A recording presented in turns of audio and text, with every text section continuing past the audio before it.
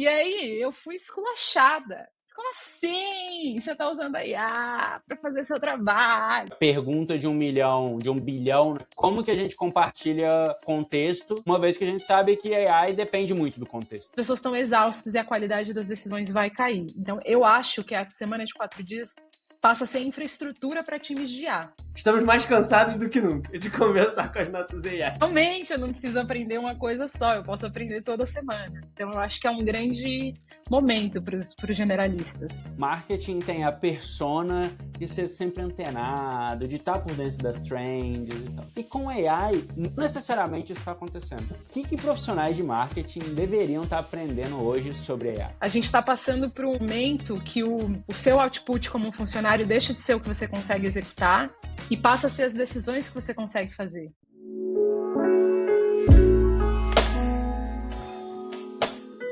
Olá! Bem-vindos ao Papo na Arena, seu podcast semanal onde a gente indica e troca ideias sobre conteúdos que a gente leu, ouviu, assistiu, sempre trazendo a visão de produtos para discussão. Eu sou o Arthur e tá frio pra caramba em São Paulo. Pô, Ix, e tá estranho. Tem semana que tem episódio que tem eu, tem semana que tem episódio que não tem eu tô perdido no tempo. Tá muito estrelinha você. Eu tenho que participar mais. No programa de hoje, já que a Ix aparece vez ou outra, a gente trouxe até mais uma convidada aqui pra cá. E a gente vai bater um papo com a Marina Moreira, ou Mother of Agents, como tá no LinkedIn dela. E vai ser um papo sobre marketing, AI, por que a galera de marketing tá perdendo um pouco o time, e até sobre semana de 4 dias. Obrigada pelo convite, vai ser um prazer bater esse papo com vocês. Boa! Mas antes da gente ir para esse papo, recadinhos aqui de sempre da paróquia. Não esqueça de deixar o seu like, o seu comentário, a sua avaliação do episódio na plataforma que você estiver ouvindo, seja no Spotify, no YouTube, na Apple Podcast, porque isso ajuda muito o podcast a crescer. E se você curtiu, compartilha com alguém, porque assim, o podcast chega a mais pessoas ainda e você ajuda o quê? O quê? A gente vai espalhar mensagem da Arena. Estamos voltando pro top 30, mas a gente quer chegar no top 20, hein? Então ajuda nós. É a intertemporada de Copa, assim, a gente deu uma bambeada, mas vamos voltar. Vai voltar igual o Brasileirão agora. Boa! E o que temos de jabás aí essa semana, Arthur? Bom, eu tô até trajado aqui, ó, com a camisa do Hackathon, porque sábado agora tem a segunda edição do Hackathon da Arena com o Replit. O que você consegue construir um dia com créditos ilimitados? Essa é a melhor coisa, né? Créditos ilimitados é tipo dinheiro grátis de 2026. É isso. Ó, vão ser mais de $1.000 prêmios, tá? Networking e aquela vibe coding o dia inteiro, né? Com vontade. Então, sabadão aqui em São Paulo, presencial o dia inteiro lá no InovaBra. Estamos esperando você, só fazer sua inscrição, o link vai estar na descrição e a gente se vê lá.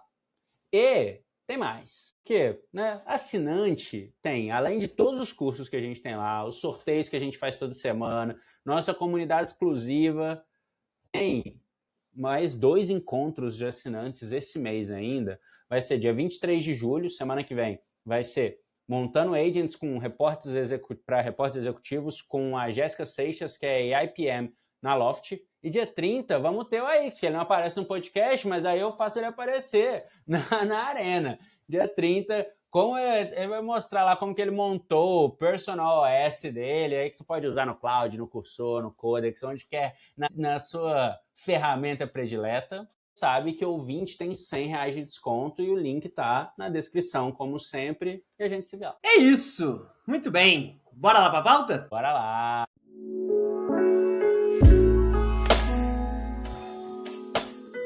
Muito bem, agora vamos começar aqui a nossa conversa com a Marina Moreira. Eu não consigo te chamar de Marina, então eu vou te chamar de Mar o podcast inteiro. Então, pra gente começar, Mar, se apresenta aí pra galera que não te conhece, quem nunca viu a Mother of Agents no LinkedIn. Quem é você? O que você faz? Conta um pouquinho da sua jornada. Mother of Agents é uma descrição recente. Eu estava num papo de um trabalho depois que eu virei 100% do marketing para IA, e eu tava assim, cara, eu sinto que eu tô, tipo, babysitting meus agentes. Eles vão bem, aí descontinuam um modelo, aí o prompt tá um pouquinho errado, aí me chamam, aí eu vou lá, corrigir prompt, como é que saber?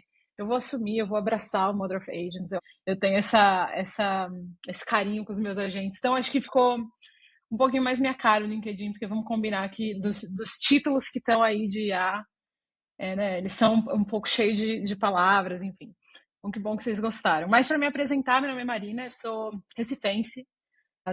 Sei lá, passei os últimos 15 a 16 anos em São Paulo e agora estou fazendo o movimento de mudar para o interior, morando na Serra da Mantiqueira, fim do mundo. E assim, minha carreira foi inteira no marketing. Acho que um reflexo de ser uma pessoa extremamente comunicativa, extremamente generalista. Sou uma pessoa que tem um montão de hobbies aí, colecionadora de hobbies. Gosto muito de empresas early stage. Então, trabalhei na Stone quando tinha cerca de 300 pessoas. Eu acho que early stage, saí de lá, tinha mais de 3 mil. E agora estão para lá de 10, quase 15 mil pessoas. E conheci o AX na Peer. Entrei lá, tinha menos de 20 pessoas, também saí já com a empresa voando. Em 2021 eu fiz uma transição de carreira que mudou bastante assim, minha relação com o trabalho, acho que a gente vai ter a oportunidade de falar um pouquinho disso, mas comecei a trabalhar numa empresa australiana chamada Raisley e fui a primeira contratada do marketing deles. Então o desafio era crescer e escalar o marketing do zero, com um time super enxuto e desafios super ambiciosos. Então, acho que a pauta para a conversa de hoje é como que depois de 10 anos no marketing, eu estou aqui para falar com vocês sobre IA e com meu título mais recente de AI Ops Tech Lead, numa empresa chamada Velora, que é uma empresa que abraçou a Raisley, mais 2 outras empresas do ecossistema de software para ONGs, né? Uma empresa norte-americana. Então, acho que a gente tem pano para manga aí para conversar sobre como essa transição aconteceu. Muito legal, muito legal. Assim, como você já falou, cara, você passou por diversas áreas do marketing, construiu uma carreira bem sólida nisso, e alguns meses atrás você fez essa mudança full de Marketing Manager para AI Ops. Dá para dizer que é quase 360 isso, né? 180, é um cavalinho de pau completo, assim. Eu queria que você contasse um pouquinho pra gente como que foi essa transição de uma pessoa de marketing para uma cadeira de AI, e a segunda parte é como que o que faz, como vivem, o que comem uma AI Ops? Você quer a história, a versão curta ou a versão longa dessa história? A gente quer a história que as pessoas vão gostar de escutar. Então vamos para as duas. A versão curta, eu falei para o AX, belo dia, uns 3, 4 meses atrás, fim de março, a minha chefe na época era VP de marketing, me chamou para uma reunião 7 da noite. Falou: você entra aqui nesse link rapidinho? Não é nada demais, não se assusta. É um convite que ninguém quer receber, né? Putz, obrigada, vamos lá, né? Então eu entrei nesse papo com ela, eu e ela, e tinha sido uma semana que a liderança inteira estava fora, no offsite de liderança. E ela falou assim, cara, a gente discutiu a semana inteira sobre IA. Nessa época eu já fazia parte de um grupo que a gente tinha dentro da empresa chamado AI Champions. Acho que as empresas estão fazendo isso hoje de criar grupos de early adopters, assim, uma galera, embaixadores de IA na empresa. E eu fazia parte desse grupo e o feedback número 1 desse grupo era, cara, a gente tem muita coisa para fazer, mas ninguém tem tempo. Todo mundo tem muita coisa para entregar. Então é um frilo ali que a gente faz por amor, mas que não vai rolar, porque a galera precisa se dedicar nisso. Então, a liderança da empresa se reuniu nesse offsite, começaram a pensar como que a gente põe a empresa nesse futuro de IA. E uma das conclusões, dentre várias, que mexem em produto, enfim, mas uma das conclusões, principalmente para o organograma e para a empresa, foi: vamos criar um time de AI Ops, vamos criar um time de pessoas dedicadas a fazer agentes, workflows de IA para nossos times internos. E aí, eram 3 pessoas num piloto de 30 dias e a promessa era o seguinte: se rolar esses 30 dias, a gente mantém o time. Se não, volta tudo como era antes. Falei, beleza, topo, gosto de IA, vamos. Quando que eu começo? Eu falei, segunda-feira. Era quinta. Segunda-feira você começa, você não faz mais nada de marketing, 100% AI Ops. Então, foi essa é a história curta. Né? Mas se eu for falar da história longa, eu fiz uma linha do tempo pensando nessa jornada. Eu acho que começou em 2022, antes do ChatGPT. Eu percebi que o marketing tinha problema de capacidade, né? E estava trabalhando para uma empresa de fora, em inglês. Falo bem inglês, mas não sou nativa, então tem marketing é linguagem. Tem muita coisinha que era muito mais difícil no inglês do que no português. Então, lá atrás, eu comecei a usar umas ferramentinhas de IA muito mequetrefes na época, copy.ai, que já está muito melhor, mas na época era muito ruim, que me ajudavam, assim, brainstorming, essa frase, aquela frase e tudo mais. E eu fui para eu tenho essa memória viva, eu fui para um offsite na Austrália, 2022, um lugar lindo, uma praia, e estava, né, pessoalmente, assim, revisando um e-mail que a gente ia mandar para os clientes, meu chefe estava lendo, e tinha um termo em inglês que era hips, é uma gíria bem australiana, de muito, tipo um carioca falar, mó da hora, o hips é o muito, super informal. E ele olhou para mim e falou, de onde você tirou isso? Aí eu falei assim, você gostou? Foi a IA. E aí eu fui esculachada. Como assim? Você tá usando a IA para fazer seu trabalho? Antes de esculachar, o uso de EA é moda, né? Antes de ser moda. Isso foi fim de outubro de 2022. Em novembro de 2022, o ChatGPT surgiu. Em pouco tempo, começo de 2023, a galera entendeu que era algo que tinha algum valor, mas ainda era pouco confiável. Mas para mim sempre foi uma ponta de esperança. Um time de marketing de 2 pessoas para entregar um monte de coisa, de conteúdo, anúncio, blog, SEO, branding, site e tal. Então, para mim, sempre olhei para a IA como um engargalador do marketing. Depois que o ChatGPT surgiu e os modelos novos foram surgindo e a galera foi vendo que tinha algum valor nisso daí, e eles olharam para mim e falaram: aquele negócio de IA que você está usando talvez faça sentido. E eu fui virando a pessoa que fazia os custom GPTs, sabe? O prompt, a documentação de tom de voz para o time de marketing conseguir usar isso no dia a dia. Então, eu cheguei à conclusão, olhando para esse dia canônico, que foi um processo meio de double diamond, assim, né? Do primeiro boom de AI e explorar essa coisa do prompt engineering e começar a organizar para o marketing as instruções e como o time ia usar aquilo ali no dia a dia. E depois de 2024, 2025, antes de começar a olhar para a IA como um sistema e meter a cara numa coisa mais técnica, aprender sobre APIs e aprender sobre frameworks e aprender sobre automação e começar a criar sisteminhas de IA mesmo, mais no meu dia a dia, no trabalho como deixa eu te ajudar aqui com isso, deixa eu te ajudar aqui com aquilo. E isso tudo culminou nessa mudança de cadeira, né? Com esse 360 de carreira. Parece que foi uma coisa de uma hora para outra, mas foi uma construção bem longa de aprendizados e de explorações de todas essas ferramentas. E no fim eu me encontrei como generalista. Eu falei, finalmente, eu não preciso fazer uma coisa só. Finalmente eu não preciso aprender uma coisa só, eu posso aprender toda semana. Então eu acho que é um grande momento para os generalistas. Essa é a coisa que todo PM quer ouvir, né? Esse é um grande momento para os generalistas. Em qualquer podcast fala isso, o PM já fica, nossa, chegou o meu momento. Omar, e o Arthur perguntou, né, que, o que faz o AIOps? Eu acho que eu queria que você desse exemplo aqui para a galera que está ouvindo de um caso de uso, um flow que vocês tenham na Velora usando AI. A gente trocou uma ideia sobre, o que você me mostrou assim, vocês estão bem avançados. Eu acho que é legal ter uma ideia de, como está operando uma empresa que está investindo nisso, que criou essa cadeira, né, criou esse full-time job de ter alguém dedicado a AI. Então, traz pra gente um caso de uso legal. Assim. O que você fez e como que vocês estão operando?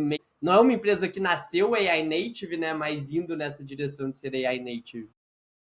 Sim, completamente. Eu acho que essa cadeira, ou essa função, ou esse time, ele tem vários times em várias empresas com vários títulos. A gente está nesse momento que ninguém sabe exatamente o que está fazendo, ninguém sabe exatamente o que chamar, ninguém sabe exatamente o que atribuições colocar. Só voltando à história de como foi feita essa transição, né? Nesse processo de começar a fazer umas coisas de IA para o time, eu fiz um pitch para minha chefe, a VP de marketing na época, de por que eu segurava a onda de uma cadeira de AI no marketing. Essa foi a primeira conversa que a gente abriu sobre isso.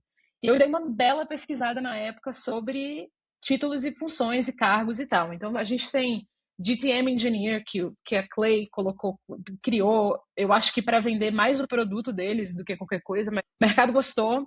tem isso, né? Quando é uma coisa muito nova, qualquer que der um norte, der um nome, botar uma caixa, a galera vai adotar. E eu acho que foi isso que aconteceu com o GTM Engineer. A gente sempre fala isso aqui do qual que vai ser, a gente está esperando qual que vai ser o modelo Spotify da AI, né? E aí os cargos já estão surgindo, tipo isso que você falou, né? Tem o GTM Engineer, tem o AI, esse é mais fácil, né? Mas tipo o AI PM, o AI Ops. Pois é, na minha pesquisa, o que eu acho que mais se aproxima com o que a gente faz é o Forward Deployed AI Engineer, que é né, de novo, Famoso. famoso, um nomezão, mas eu acho que a ideia é assim, você põe alguém que é muito bom em IA dentro de um time para essa pessoa puxar a adoção daquele time. E eu acho que lá na Velora a gente teve essa visão até para criar o AIOps como AIOps e não como GTM, alguma coisa. Naturalmente, eu fico bem mais focadas nos workflows de GTM, porque eu vim do marketing, eu entendo de vendas, eu entendo das ferramentas, de como o processo funciona, das nomenclaturas, dos conceitos. Mas a ideia era sair um pouco dessa coisa de que apenas uma área vai ter essa função e colocar essa capacidade para olhar, ou esse recurso para olhar a empresa inteira.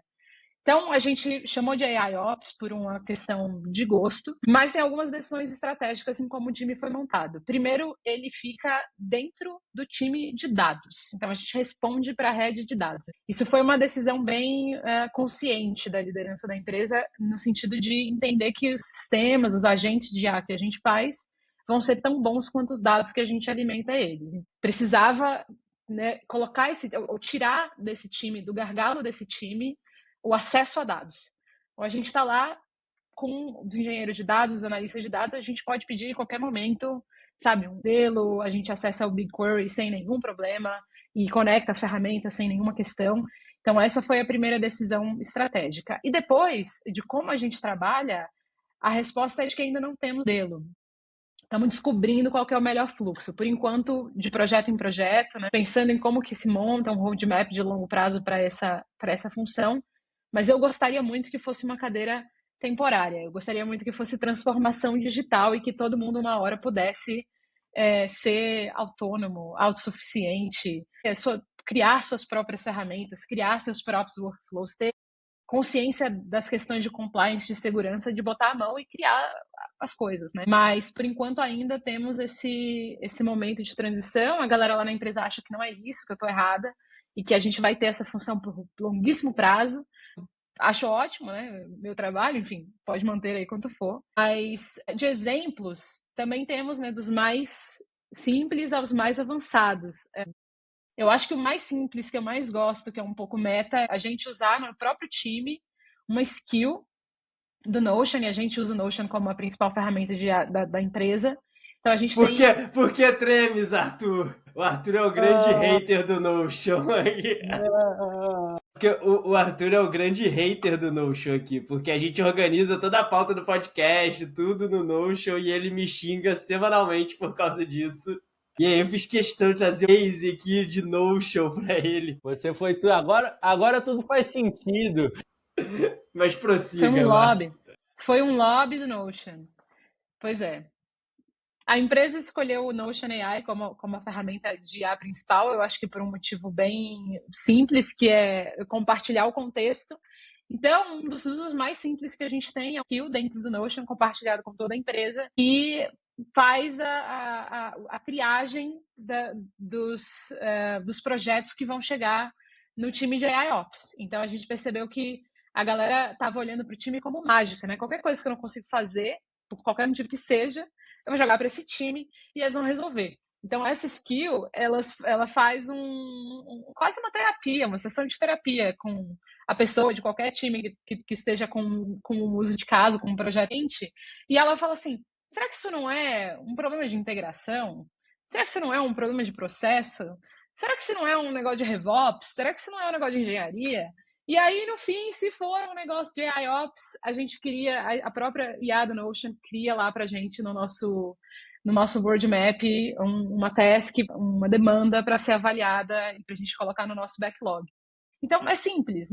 O compartilhamento dessa skill dentro da empresa faz com que o que antes seria um monte de mensagem da Slack, às vezes uma reunião, duas, é tipo self-service da pessoa lá com a IA, fazendo as perguntas para ela e tentando, né, dar uma dissecada naquele problema até a gente pegar a demanda para a gente. Outro exemplo, o primeiro agente que eu criei lá foi um agente de qualificação de leads para SDRs, que eu acho que é uma coisa muito simples no mundo do GTM Engineering. Vamos fazer pesquisa no lead e tudo mais, mas a gente fez de uma maneira que é um pouco mais avançada, no sentido de a gente acabou construindo ferramentas específicas que só fazem sentido para a gente, porque a gente trabalha com ONGs. O Clay, por exemplo, tem limitações de atender a gente porque eles trabalham para B2B e a gente trabalha com ONGs. Esse agente, ele mora no Slack, toda vez que um lead chega, ele faz a pesquisa, ele tenta verificar se é uma ONG de verdade. A gente usa uma ferramenta que é tipo um Notalizer, mas feito sob medida, e que vai olhar se tem algum traço de algum concorrente nosso no site desse cara, nas campanhas desse cara, e volta para o SDR com uma pesquisa, uma prioridade, os talking points para ligação, enfim. Então, um outro exemplo, digamos, semi-autônomo. E acho que o exemplo mais autônomo é um agente que roda praticamente sozinho, de verificação de se as ONGs são ONGs ou não, porque a gente oferece arrecadação de fundos para ONGs, dá um pagamento, tem uma questão de fraude, a gente precisa, por compliance, verificar se as ONGs que estão se inscrevendo para usar a plataforma são realmente ONGs. E aí esse agente, que era 100% feito por humanos, ele faz hoje coisa de, acho que 80%, 90% sozinho, inclusive chamadas de API para o produto para aprovar esse cliente lá no back-end do produto. Então ele roda praticamente todo autônomo e no Notion. O Notion é o framework disso tudo. Conectando Slack, conectando Salesforce, conectando algumas outras ferramentas, inclusive nossa própria API, mas via Notion. Então, acho que 3 exemplos de aplicações com níveis diferentes de autonomia, mas que a gente tem desenvolvido todo dia. Tá vendo, Arthur? Você deveria dar uma chance maior pro Notion, velho. Se o Notion quiser patrocinar o podcast, aí eu dou uma chance. Aí Por favor. Aí eu dou uma chance pra... Aí, cara, a gente pode colocar AI Agents lá na pauta, pode fazer o que você quiser com o Notion, tá bom? Até lá eu não vou dar uma chance, não. Se quiser o contatinho, tamo aí. Ó, aí, ó, tá vendo? Estão deixando a gente sonhar aí, ó. Aí, muito bom. E eu acho que uma parada que você falou, eu acho que é o tópico que tem sido discutido em muitos lugares, né? Inclusive, a gente teve uma edição do Papo de Liderança semana passada e esse foi os tópicos mais votados para a gente discutir. Foi sobre, acho que a gente tá ainda no momento de personal OS, né? De cada um fazendo na sua máquina, usando AI para tipo, estruturar as tarefas e tasks do dia a dia, mas como que a gente começa a compartilhar um pouco esse Team OS ou Company OS ou tudo mais, né? Tem até algumas empresas na Y Combinator agora com Second Brain, blá blá blá para a empresa, e que naturalmente é isso, né? Ninguém tem a resposta. Legal entender que tipo, não necessariamente você precisa começar do zero, né? Você pode, infelizmente, vou ter que falar que você pode começar no Notion, por exemplo, usar ele. Acho que a pergunta de 1 bilhão, na verdade, né, de alguns bilhões, é isso, né? Como que a gente compartilha o contexto, uma vez que a gente sabe que AI depende muito do contexto. Exato. Você quer adicionar algo? Não, é só complementar que assim, acho brincadeiras à parte do Notion aqui, né? Acho que na empresa da Marina roda tudo no Notion, então o contexto está todo lá. Então era mais prático começar por lá, porque a informação já estava, né? Sim, as 3 empresas que foram fundidas, né? As 3 rodavam no Notion. Então, anos de contexto histórico no Notion. Mas eu acho que mais do que isso, mais do que esses anos, claro, eu acho que é já consenso de que a gente precisa de um layer de contexto da empresa e boas práticas da empresa e documentação que seja compartilhado e tudo mais. Independente da plataforma na qual você vai construir isso, acho que é uma coisa que a gente foi muito feliz de fazer desde o começo, parar com esse pânico da ferramenta. Porque uma vez que a nossa liderança, no caso, o nosso CTO falou assim, ó, é o Notion, e a nossa prioridade não é que ninguém usa Claude, a galera usa Claude, a galera usa o Gemini e tal, mas teve um top-down de, ó, IA número 1 é o Notion, tá? Uso geral dos times, para uso de engenharia é o Cursor, e é isso. Se vocês quiserem usar algo fora disso, precisa de um business case, precisa de uma aprovação. Porque isso elimina a distração da galera, do hype.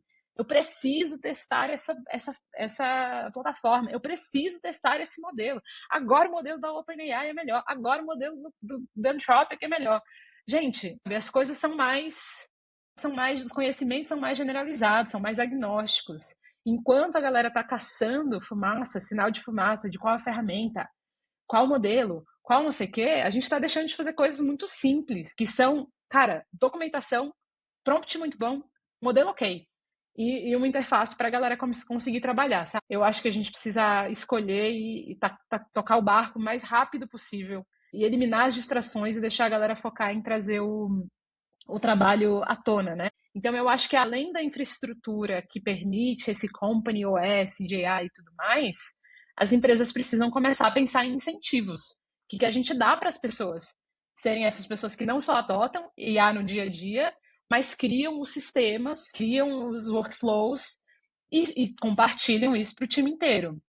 Então, o ClickUp fez uma coisa interessante, ou falou uma coisa interessante, independente do que eles vão fazer ou não, mas quando eles demitiram 20% da galera, eles falaram que eles abriram faixas salariais de $1 milhão, acessíveis a priori para qualquer pessoa que tiver 100 vezes o output com sistemas de IA e coisa e tal.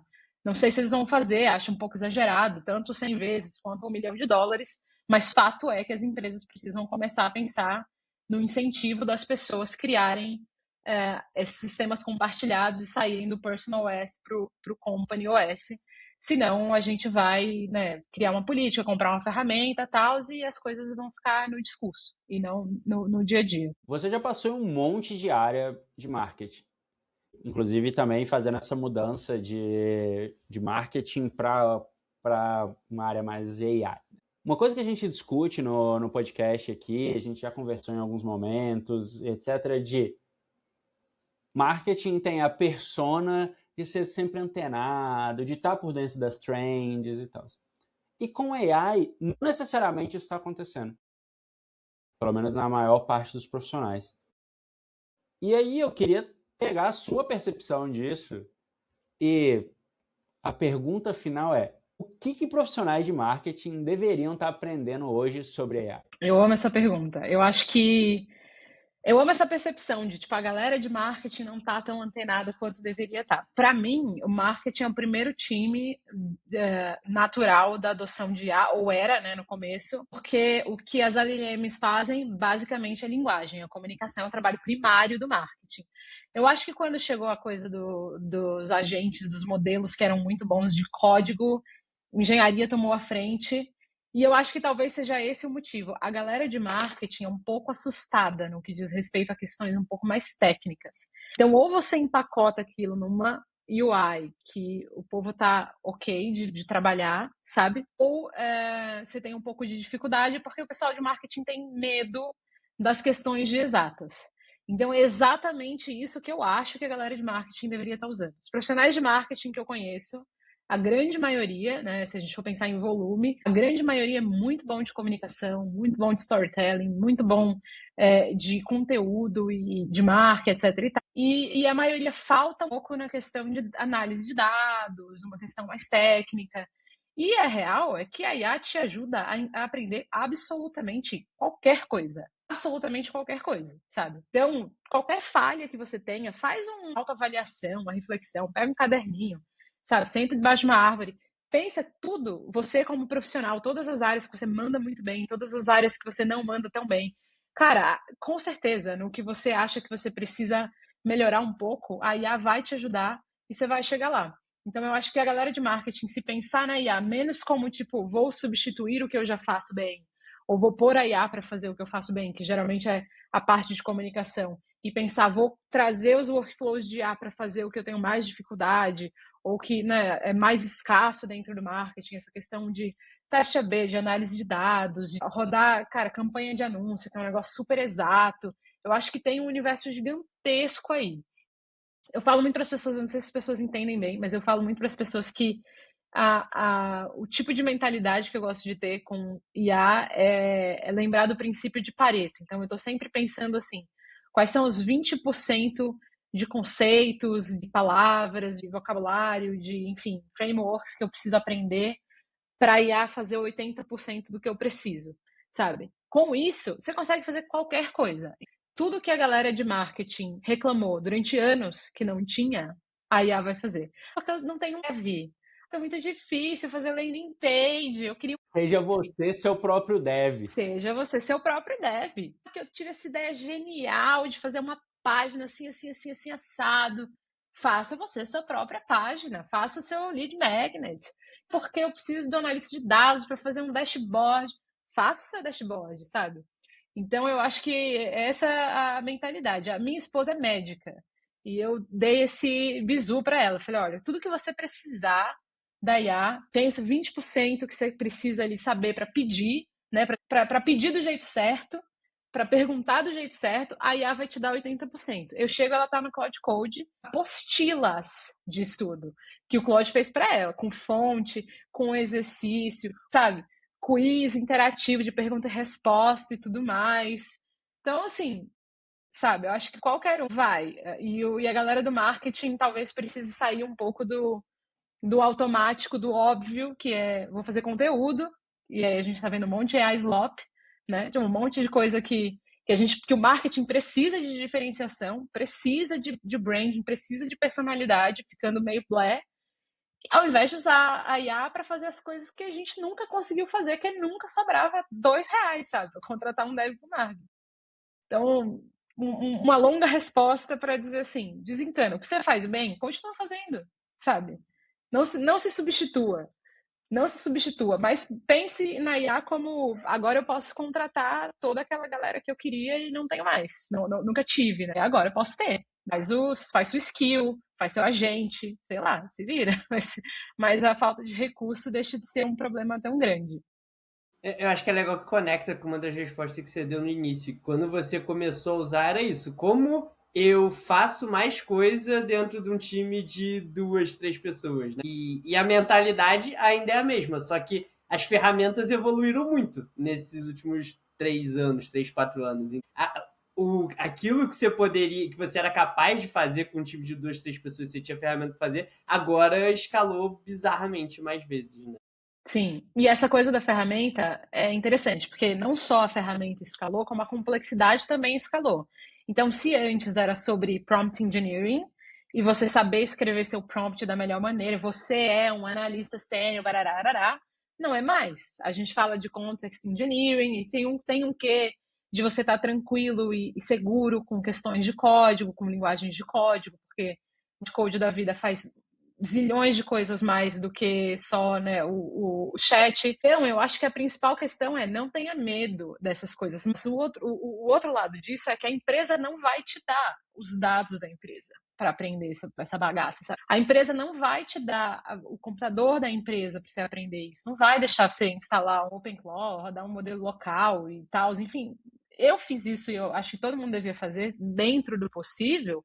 Cara, comprei um computador novo, meu, pessoal, só para IA. Falei, vou rodar tudo aqui. Não tem dado da empresa, não tem nada. O que eu quiser, eu vou rodar aqui. Se der ruim, é meu, a treta é minha.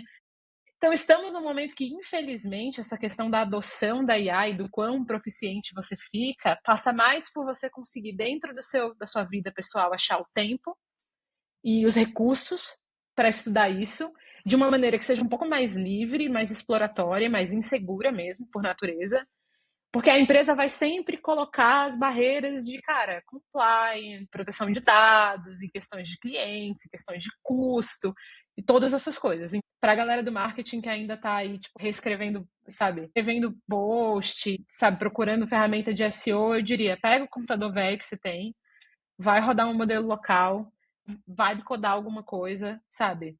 Criar um sistema que seja a pessoa que você queria ter no seu time. Enfim, acho que para todo mundo dá para ter essa mentalidade também, né? Que eu queria, quem que eu contrataria que eu não posso contratar, tenta fazer essa pessoa com IA talvez tenha jogo. Gostei disso. Tenta fazer essa pessoa com IA. Pega o job description e tenta fazer ela com IA. Boa. Mas, eu acho que pra gente caminhar aqui pra fechar, eu não poderia deixar de falar, de te perguntar sobre, que é, você viveu o sonho do CLT, que é trabalhar numa empresa que tinha uma semana de 4 dias de trabalho. Então, nada a ver com IA, nada a ver com marketing, mas nunca tivemos convidado aqui que tivesse passado pela experiência de semana de 4 dias de trabalho. Então, eu queria perguntar como é que foi pra você e como é que era pra empresa ali. Tudo a ver com IA, tá? Tudo, 100% a ver com IA. E eu acho que eu fiz o bingo, eu gabaritei o bingo do sonho do CLT, né? De É trabalhar para verdade. fora, numa empresa global com a semana de 4 dias. A Raisely era uma empresa bem progressista, era uma empresa bootstrapped, então a gente não tinha aquela coisa do VC atrás falando assim, tal número, tal coisa, a pressão do VC. E a gente ficou na semana de 4 dias por mais de 3 anos aí. E foi uma experiência maravilhosa, gente. Não vou mentir, né? É incrível. De primeiro, você é uma revolução na sua vida. É tipo assim, nossa, isso aqui é tudo. Não posso perder isso aqui por nada. Depois fica uma coisa mais natural. E eu só percebi que era uma coisa mais natural quando eu voltei para a semana de 5 dias. E eu acho que o motivo é que você reorganiza a sua rotina volta dessa semana de 4 dias. Então não é que você trabalha menos. Você trabalha menos, de fato, você tem menos horas que você precisa estar disponível para a empresa. Mas se você comparar o trabalho remoto, que é um trabalho mais flexível, e a semana de 4 dias, no fim das contas, a principal diferença era todo médico, aula de alguma coisa, todo compromisso que seja fora de trabalho, a gente põe para o quinto dia, que a gente chamava de gift day, então era um dia presente, e não aleatório, era um dia presente, porque a condição dele existir era a empresa estar performando bem e estar batendo as metas. Então, era um gift que poderia ser tirado a qualquer momento, mas não foi, em mais de 3 anos. Então, assim, como surgiu isso? Peças de corredor de cafezinho. E se a Raisely tinha uma cultura super aberta, então a gente tinha uns proposals da empresa, as propostas que cada um podia escrever sobre qualquer área. Então, podia escrever uma proposta de uma feature, podia escrever uma proposta de um método de avaliação, podia escrever qualquer coisa. Então, uma das pessoas que era nossa head de CX na época escreveu a proposta de como se testar uma semana de 4 dias. A liderança aprovou. A gente fez um piloto, acho que uns 6 meses, e a gente foi acompanhando todos os indicadores. E todos os indicadores melhoraram. Todos os indicadores da empresa melhoraram. Absoluta nenhuma exceção. E uma das perguntas desse survey que a gente rodou, enquanto a semana de 4 dias rodou, era o que você faz com esse quinto dia? E a maioria das pessoas respondiam life admin. Pô, sabe, burocra de vida adulta. E no cartório, E no no cartório, mercado. no mercado, e sabe, fazer, sei lá, yoga, ou fazer, sei lá, pôr a roupa para lavar.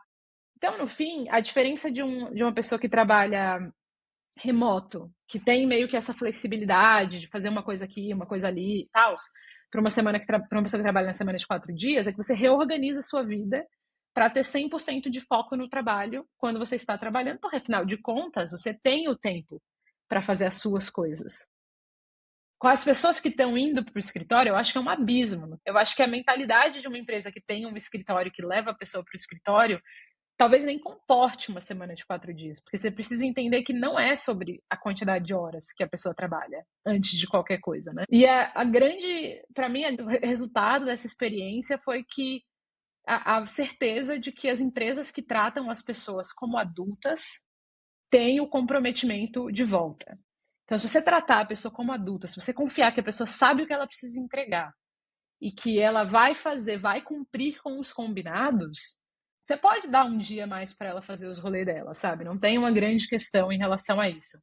Então, acho que a grande questão é como a gente encara a relação da empresa com você.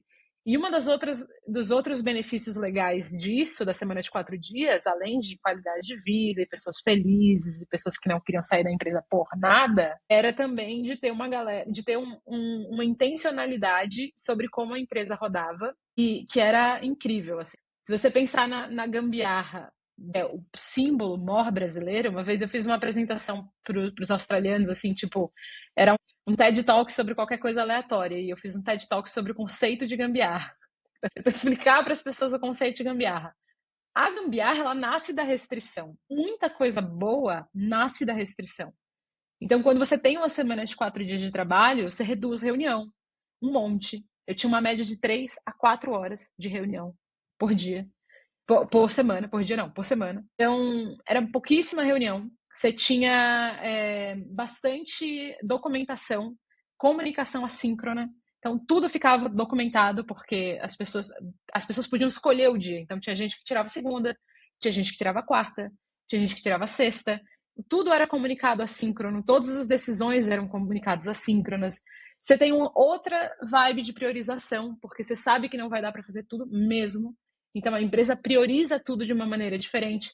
Eu acho que o efeito colateral da semana de 4 dias, das restrições da semana de 4 dias, são imensas.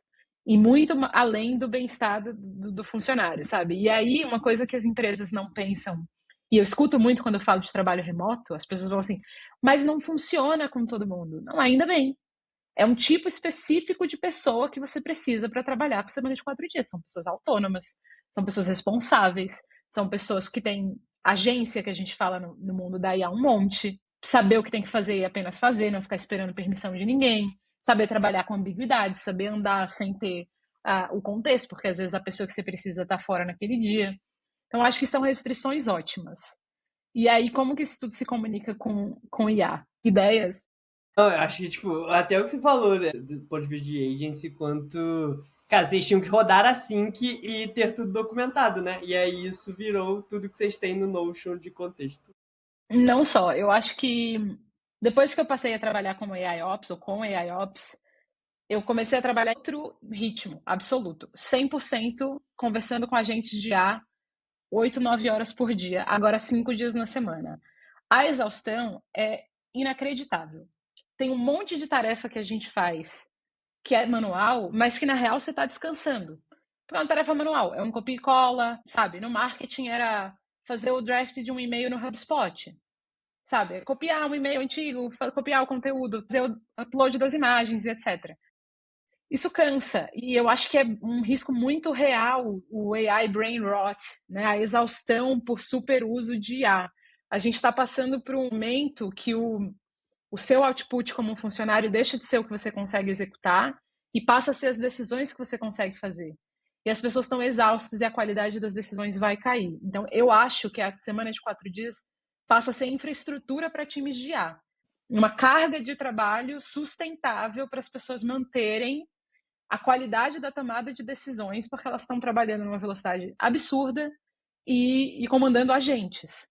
Então, eu acho que para essa visão que está todo mundo vendendo aí, de que você não é mais líder de ninguém, o high IC, o high impact IC, eu acho que essa pessoa precisa descansar para continuar fazendo as coisas certas. E a semana de 4 dias é uma ótima maneira de garantir que essa pessoa está descansada, que ela não vai ter um burnout, que ela não vai ter um brain rot, e que a qualidade do trabalho que ela faz, as decisões que ela toma com IA continuam decentes.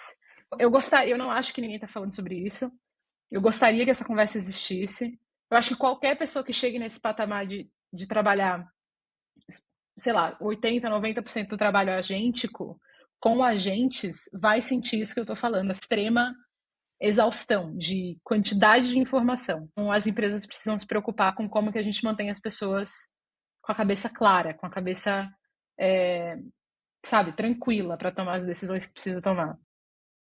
Inclusive, essa é uma excelente conexão para o Papo na Arena 122, onde a gente falou bastante o que acontece depois da automação, e o grande tema foi: estamos mais cansados do que nunca de conversar com as nossas AIs. Boa! Exaustos. Todos exaustos. Boa! Bom demais! Mar, antes da gente fechar aqui para o produto da semana, tem o nosso momento papum. Então, perguntas rápidas ali, pra você falar a primeira coisa que te vem na cabeça. Nessa? Vamos. Então, bora lá. Para você, o que é gerenciamento de produto em um tweet? Eu vou dizer que é conseguir fazer o que os clientes precisam para tirar mais valor do produto. Principal habilidade de uma pessoa de marketing. Principal habilidade de qualquer pessoa que trabalha em empresas de tecnologia, leitura de contexto. Assistindo alguma série no momento? Qual que você recomenda aí pra galera? Eu tô assistindo Ruptura.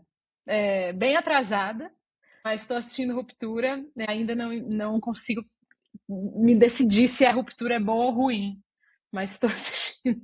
Eu É tentei assistir bom! 10 vezes já e eu durmo sempre no episódio. Então Cara, é muito É bom. lento, lento. É bom. Continua. Você vai gostar.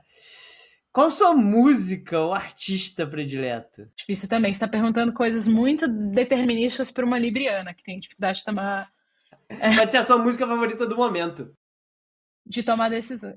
Eu gosto de muitas músicas, mas tem uma música específica que eu escuto toda vez que alguma coisa dá muito certo na minha vida. Eu pus ela no carro, assim que eu saí com o meu carro novo da concessionária, eu pus ela para tocar no máximo volume, que é uma música do Kendrick Lamar chamada Now or Never. Ela conta a história de você se preparar de todos os jeitos para esse momento e agora que você tá dando certo, ninguém vai te parar. Eu acho que vale a pena ter uma música que te dá a sensação de vitória, pelo menos 5 minutos. qual coisa que você não abre mão da sua rotina? Dormir bastante. E pra fechar, qual o seu produto favorito? Pode ser do momento também, não precisa ser da vida. É o Notion. Não poderíamos Doido. fechar de forma Não melhor. poderíamos fechar, Agora não. Vamos pro produto da semana já depois Com dessa. esse plot twist, não poderíamos fechar. É o Notion, tem sido. Eu acho que eles fizeram um ótimo trabalho de fazer a plataforma de desenvolvimento deles. E tô ansiosa pelos próximos upgrades aí do time, pelos próximos releases. Muito bem. Vamos pro produto da semana? Bora lá. Boa. Hoje sou eu que começo com o meu produto da semana. E o meu produto da semana, cara, eu tô quase repetitivo aqui, mas dessa vez é o Cloud, mas é especificamente a extensão de navegador do Cloud. Lembra quando eu falava, Arthur, que eu não sabia mais digitar porque eu ficava só usando speech to text? Eu não sei mais clicar botões no meu navegador. Qualquer coisa que eu acho que vai ser um monte de clique de botão só para passar por um processo, eu falo pro Cloud fazer. E a mesma coisa eu faço com o Codex. Então, cara, não clico mais botões inúteis no meu navegador porque eu uso a extensão do Cloud e do ChatGPT. Eu também tô assim, cara. Eu até tava comentando contigo, né? Que tipo, eu mal tenho usado o navegador normal, assim. Já usava lá atrás o Comet, depois o Atlas, inclusive o Atlas, mais um que foi de arrasta, né? RIP. Mas eu tenho usado muito o próprio browser do cursor, dentro do cursor, justamente. E aí eu já converso com os agents para fazer as tarefas e clicar nas coisas para mim também. Mas o meu produto da semana, na verdade, eu vou falar saudosismo aqui de um produto que está morrendo também, que é o TV Time. Então, para quem gosta de séries, etc., vai acompanhar, vai registrar lá quantas horas você já tinha assistido de todas as suas séries. Tá acabando, né? Tá morrendo. Tô triste, não encontrei nenhum ainda que me salva e que faz alguma coisa parecida. Então, vou ficar hoje com um saudosismo aqui, Hip TV Time. E Hip Atlas também, que também foi de arrasta. Então, é isso aí. Já falei, se você não encontrou, crie o seu próprio. Vou fazer isso no Hackathon esse final de semana. Olha aí. Mar, você tem um produto da semana? Eu vou na onda dos browsers, eu gosto muito do Dia, que é a iteração de IA da galera do Arc. Eu acho que eles estão trazendo muita coisa de UI bonitinha do Arc, com essa coisa da IA embarcada. E assim, a velocidade de atualizações é impressionante. Eu respeito demais times de produto que põem coisa no ar toda semana. Eles fazem isso religiosamente. Eu sou mini hater do Dia, porque eles abandonaram o Ark e eu sou viúva do Ark. Boa, e Arthur, o que a galera mandou pra gente aí? Ó, a Amanda, o Bruno, o Peixoto e a Thalita mandaram o Cloud Code. A Candy Xavier mandou o Cloud Cowork. A Tassiana de Moraes também mandou o Cloud Cowork e o Cloud Design. O Leandro Davico mandou o Cloud Design também. O Cloud Design saiu do beta, né? Agora a galera. Será que tá comendo menos token? E agora a galera tá usando? O Danilo Curiel mandou o Cloud Cowork e o Whisperflow, falou que tá desaprendendo a falar, a escrever também. A Dani Roberto mandou o Cloud Cowork e o Replit. O Felipe Dias também mandou o Replit. A Karina Bonifácio mandou o Notebook LM. É sempre ele nos nossos corações, Notebook LM. O André Pimentel mandou o Hermes. A Janaíne mandou o Move, que ela falou que, inclusive, está testando para ser o substituto dela do TV Time. A Tamires mandou o LinkedIn. Adriano Queiroz mandou o ChatGPT e o Excel. A Camila Jordano mandou a AirTag, falou que salvou o fim da viagem dela, que a mala extraviou e tal. Mas o Wilson Moraes mandou a bolsa térmica de gelo porque tá contundido. E a Nath Burakoff mandou o Salompas, que também aí, ó, a galera tá se exercitando muito. Caraca, só os atletas fudidos, né? Só os atletas 30 a mais. Certeza que essa galera aí é 30 a mais. Demais. E com isso, chegamos ao fim de mais uma edição do Papo na Arena. E aí, vou aproveitar aqui para agradecer. Mar, obrigado pela sua participação, valeu pelo papo. Quer deixar aí um recadinho final? Quer falar onde a galera te encontra na internet? Fica à vontade, o espaço é seu. Imagina, obrigada pelo convite. Espero que tenha rendido aí uma coisa agradável de ouvir para as pessoas. Eu gostaria de dizer, não me encontrem, mas se quiser me encontrar e ver umas coisas que eu posto que são um pouco fora do hype da IA, faço questão de só escrever quando eu acho que tem alguma coisa relevante para compartilhar. Me procura no LinkedIn, Marina Moreira, deve me achar lá. E é isso, não tenho mais nenhuma outra rede social, não tem TikTok, não tem Instagram, eu sou uma pessoa do marketing, dissidente do marketing. Boa! E lembrando aqui, recadinhos também que a gente já deu lá no início, mas não custa lembrar. Deixa aqui o seu comentário, o seu like, 5 estrelas, joinha, onde quer que você estiver ouvindo. E segue a gente lá nas redes, @ProductArena, @X, @ArthurClose com K, que a gente está sempre lá postando os cortes do episódio, postando pedido de produto da semana, postando novidade da Arena, vai ter hackathon, o Arthur sorteando brinde, agora tá um sorteador de brinde do caramba aqui. Segue a gente lá para ficar sabendo de tudo primeiro, ficar sabendo quando o episódio sair. E é isso, semana que vem tem mais. E vamos fazer um hackathon remoto. Créditos Olha aí. infinitos. Olha aí. Quero. Estamos pensando, estamos vendo isso aí. Boa, valeu, Mar, valeu, AX, e valeu você que escutou aí o episódio, e a gente se vê na arena.